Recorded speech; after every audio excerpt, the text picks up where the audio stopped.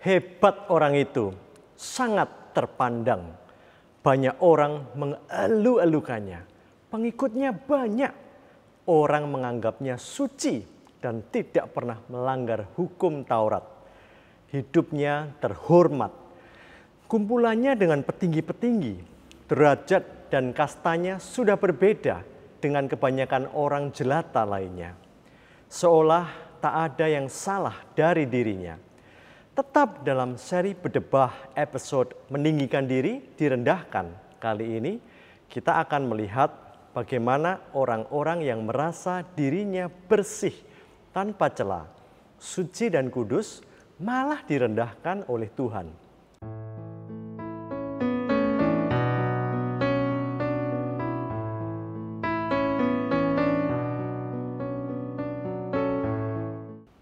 Dalam episode Meninggikan Diri, Direndahkan kali ini, kita akan memandang seri Bedebah dari sisi sebaliknya. Jika dalam 7 episode sebelumnya, kita melihat orang-orang yang rendah, kotor, jahat, hancur dan tidak layak, justru diangkat, diterima, dan ditinggikan oleh Tuhan, maka dalam episode ini kita akan melihat orang-orang yang merasa sudah tinggi derajatnya, yang merasa sudah paling setia dalam melakukan setiap hukum Taurat tanpa cacat sedikit pun, malah dicela dan diremehkan oleh Tuhan. Dan orang-orang itu adalah kebanyakan ahli-ahli Taurat dan orang-orang Farisi. Memang ada beberapa di antara mereka yang akhirnya merendahkan diri dan mengakui Mesias. Namun mayoritas dari mereka tetap tidak menerima Yesus dan bersikukuh mereka adalah orang benar dalam pandangan mereka sendiri. Kita akan menyaksikan bagaimana Yesus justru mengecam orang-orang yang meninggikan dirinya sendiri dan merasa dapat menggenapi hukum Taurat dengan kekuatannya sendiri. Ahli Taurat dan orang Farisi ini sering merazia orang lain dan menghakimi mereka menggunakan hukum Taurat. Dan sering pula menyalahkan Yesus melanggar hukum Taurat Musa. Khotbah-khotbah yang berisi tuntutan dan hukuman kepada jemaat itu membuat sadar dosa diri dan bukan sadar kasih Kristus dan karya salibnya. Dan muatan khotbah seperti ini bernafaskan gaya-gaya razia ahli Taurat dan orang Farisi. Mari kita simak pandangan Yesus mengenai mereka. Matius 23 ayat 2-4. Ahli-ahli Taurat dan orang-orang Farisi telah menduduki kursi Musa. Dalam The Message, pengajar-pengajar hukum Musa yang cakap. Sebab itu, turutilah dan lakukanlah segala sesuatu yang mereka ajarkan kepadamu. Tetapi janganlah kamu turuti perbuatan-perbuatan mereka, karena mereka mengajarkannya tetapi tidak melakukannya. Mereka mengikat beban-beban berat, lalu meletakkannya di atas bahu orang, tetapi mereka sendiri tidak mau menyentuhnya. Sebenarnya mereka ini pengajar-pengajar hebat dan tersertifikasi. Bahkan Yesus pun memerintahkan untuk melakukan ajaran mereka. Namun kelemahan mereka adalah, mereka ini cakap dalam berteori, namun tidak cakap dalam berpraktek. Jadi jika kita mengajar jemaat harus hidup tak bercela, namun kita sendiri tidak melakukannya, dengan siapakah kita bisa disamakan? Kita jawab sendiri dalam hati ya. Ada 613 mitzvot dalam Torah yang merupakan turunan dari 10 perintah Allah yang diterima Musa di Gunung Sinai. Jika kita menuntut dan membebani orang lain untuk lulus melakukan ke-613 mitzvot atau perintah itu secara konsisten setiap hari, dan kita sendiri boro-boro bisa melakukannya, dan kita sendiri jatuh bangun, apakah itu fair? 613 perintah itu terdiri dari 248 perintah dan 365 larangan. Di antaranya termasuk harus selalu menolong korban kecelakaan yang kita lihat di jalan raya. Tidak boleh menyakiti orang dalam kata-kata. Tak boleh curang sedikit pun dalam berbisnis. Tak boleh meminjam dari bank, karena Torah melarang membayar bunga utang maupun menarik bunga piutang. Tidak boleh cerai apapun alasannya. Tidak boleh kerja makan di luar, nonton, dan ke mall antara Jumat sore hingga Sabtu sore.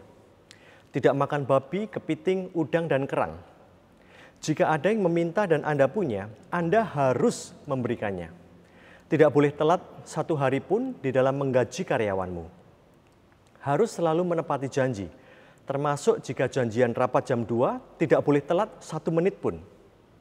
Tidak boleh buang kulit pisang di jalan karena beresiko membuat orang lain terpeleset.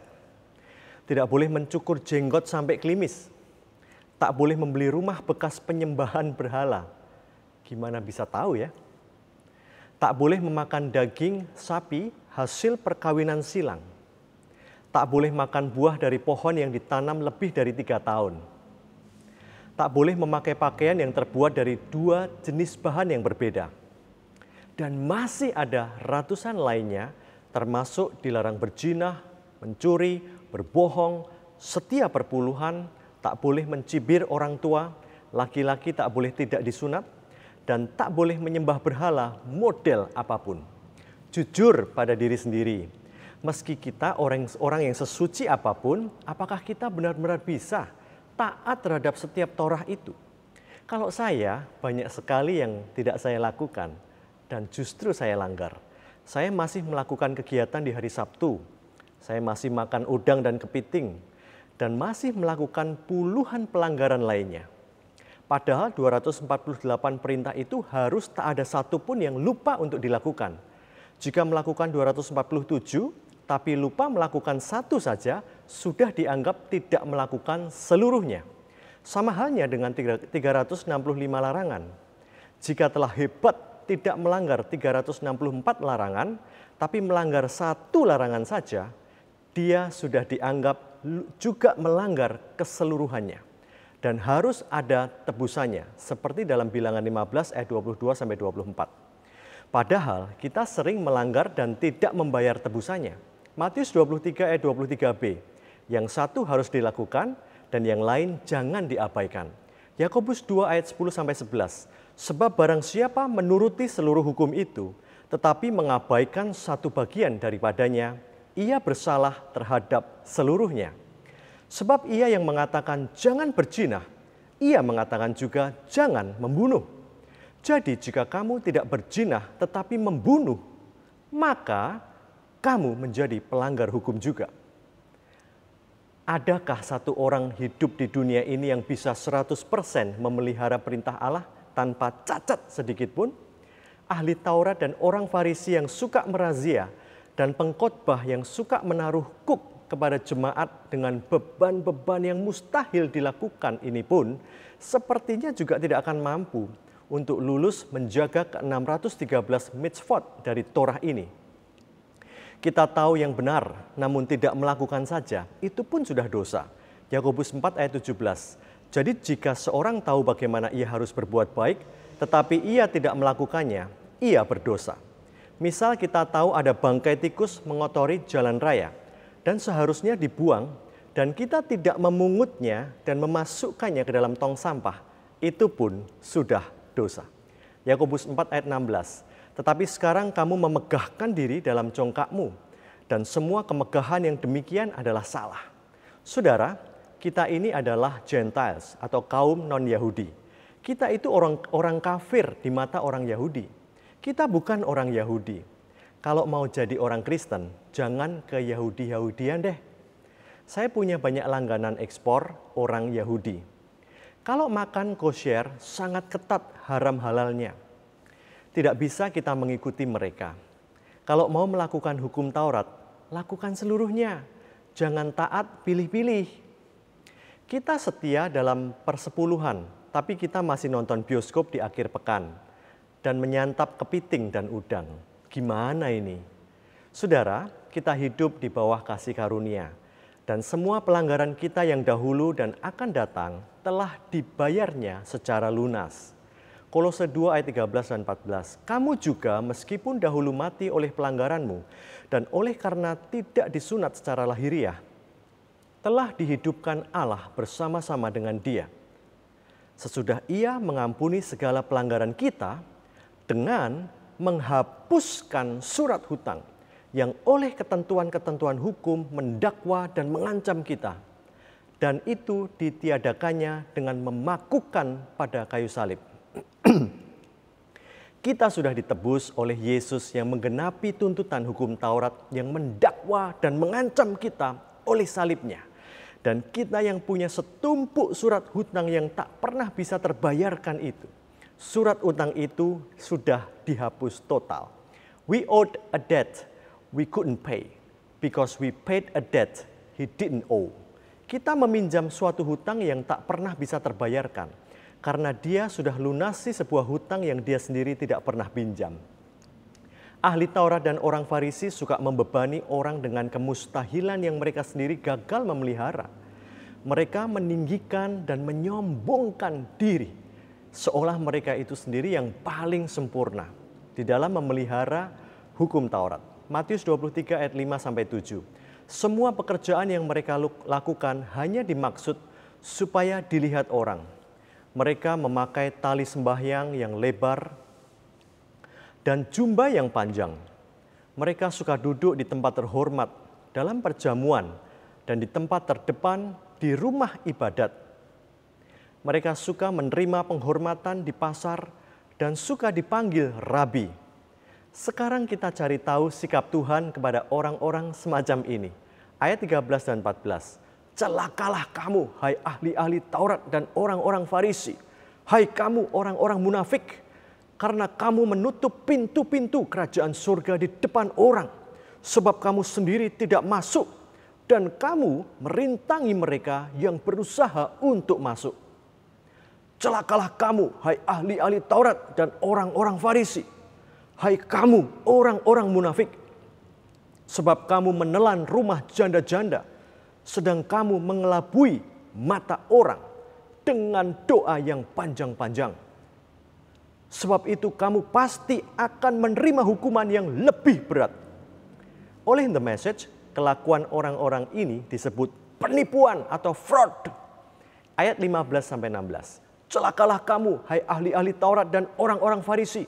Hai kamu orang-orang munafik, sebab kamu mengarungi lautan dan menjelajah daratan untuk mentobatkan satu orang saja menjadi penganut agamamu. Dan sesudah ia bertobat, kamu menjadikan dia orang neraka yang 2 kali lebih jahat daripada kamu sendiri. Celakalah kamu, hai pemimpin-pemimpin buta, yang berkata, bersumpah demi bait suci, sumpah itu tidak sah. Tetapi bersumpah demi emas bait suci, sumpah itu mengikat.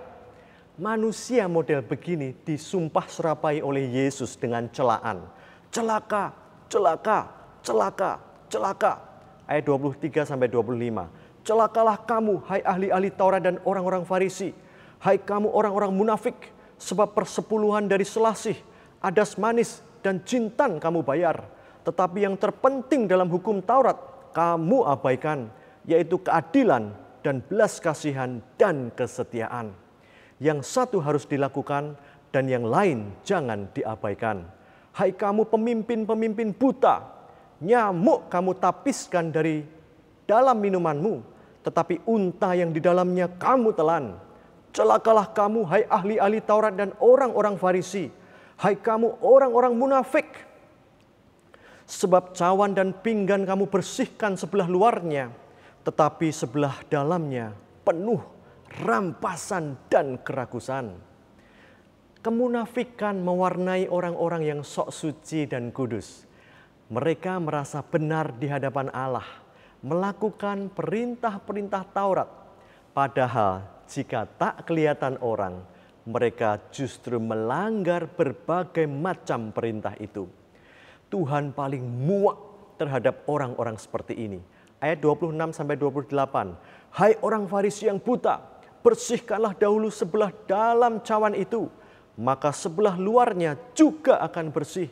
Celakalah kamu, hai ahli-ahli Taurat dan orang-orang Farisi.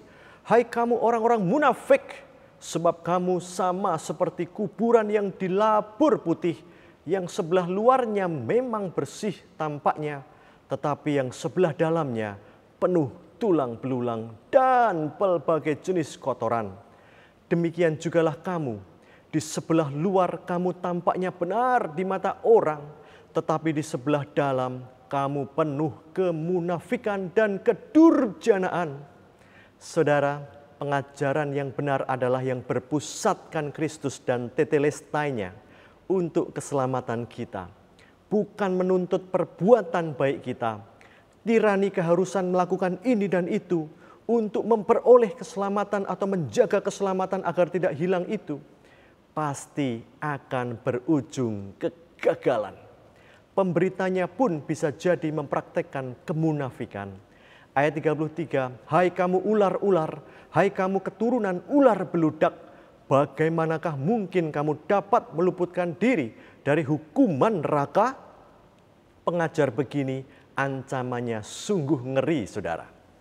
Keselamatan itu adalah aksis vertikal, di mana formula yang berlaku adalah Jesus plus nothing. Namun pembaharuan budi itu aksis horizontal. Formulanya Jesus plus myself atau Jesus plus my efforts. Orang yang berusaha menyenangkan Tuhan dengan kekuatan sendiri itu disebut orang bodoh yang tinggal dalam daging. Galatia 3 ayat 2-3, terjemahan sederhana Indonesia, Amplified and the Message. Kamu bisa lahir baru itu, apakah hasil usahamu melakukan hukum Taurat untuk menyenangkan Tuhan? Atau karena menerima berita baik? Betapa bodohnya kamu yang berpikir bisa menggenapi dan menyempurnakan keselamatan yang dimulai dari kasih karunia itu dengan usaha-usaha yang berasal dari manusia. Atau saya menjadi sempurna karena kemampuan saya sendiri dalam melaksanakan hukum Taurat. Kalau Lembaga Alkitab Indonesia memakai istilah, adakah kamu sebodoh itu? Kamu telah mulai dengan roh, maukah kamu sekarang mengakhirinya di dalam daging? Pengajar memelintir ayat ini dengan melarang kita hidup dalam daging, dalam arti melakukan hal-hal duniawi. Padahal yang dimaksud jangan mengakhiri dalam daging adalah jangan pernah berusaha mengikut Tuhan dengan kekuatan usaha manusia sendiri. Tapi pakailah roh R besar yang bergantung pada status kita yang telah sempurna di mata Tuhan karena Kristus. Ayat 12, dan barang siapa meninggikan diri, ia akan direndahkan. Dan barang siapa merendahkan diri, ia akan ditinggikan. Ahli Taurat dan orang Farisi yang meninggikan diri, direndahkan oleh Tuhan. Jauh lebih baik kita rendah seperti para bedebah yang telah kita ikuti rekam jejaknya sejak episode 1-7 yang lalu, saudara. Karena Tuhan malah akan menerima dan meninggikan kita para ex-bedebah ini. Ini adalah episode finale atau penutup dari seri bedebah. Terima kasih telah mengikuti hingga akhir. Tuhan Yesus memberkati.